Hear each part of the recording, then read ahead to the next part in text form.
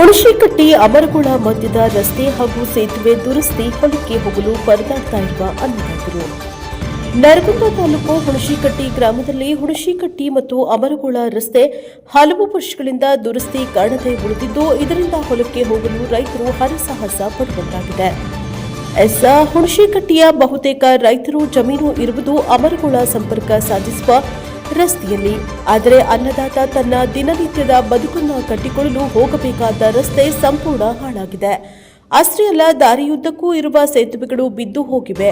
ಹೇಗೋ ಜೀವನ ನಡೆಸಬೇಕು ಎಂದು ಛಲದಿಂದ ಕೆಟ್ಟ ರಸ್ತೆ ಬಿದ್ದ ಸೇತುವೆಗಳ ಮಧ್ಯೆ ಹೊಲಕ್ಕೆ ಹೋಗಬೇಕೆಂದರೆ ರಸ್ತೆಯ ತುಂಬಾ ಬೆಳೆದ ಜಾಲಿ ಕಟ್ಟಿಗಳು. ಸುಮಾರು 200ರಿಂದ 300 ಹೆಕ್ಟೇರ್ ಕೃಷಿ ಭೂಮಿ ಹೊಂದಿರುವ ರೈತರು ಸಾಕಷ್ಟು ಪ್ರಯತ್ನ ಪಟ್ಟು ತಮ್ಮ ಜಮೀನುಗಳಿಗೆ ಹೋಗುವ ಪರಿಸ್ಥಿತಿ ಎದುರಾಗಿದೆ.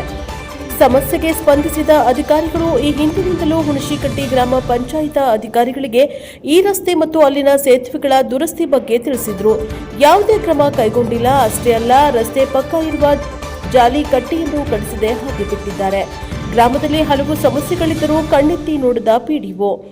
ಕುಡಿಯುವ ನೀರಿನ ಕೆರೆಯಲ್ಲಿ ಸಾರಾಯಿ ಕುಡಿಯುವುದು, ಸ್ವಚ್ಛತೆ ಇಲ್ಲದ ಗ್ರಾಮದ ರಸ್ತೆಗಳು, ಶುದ್ಧ ನೀರನ್ನ ಚರಂಡಿಗೆ ವಿನಾಕಾರಣ ಪೋಲು ಮಾಡ್ತಾ ಇರುವುದು, ಹೀಗೆ ಅನೇಕ ಸಮಸ್ಯೆಗಳಿಂದ ಗ್ರಾಮಸ್ಥರು ಪರದಾಡುವಂತಾಗಿದೆ. Bureau report Chandrashekhar Gowda Patil, NK, TV 4 Nargund.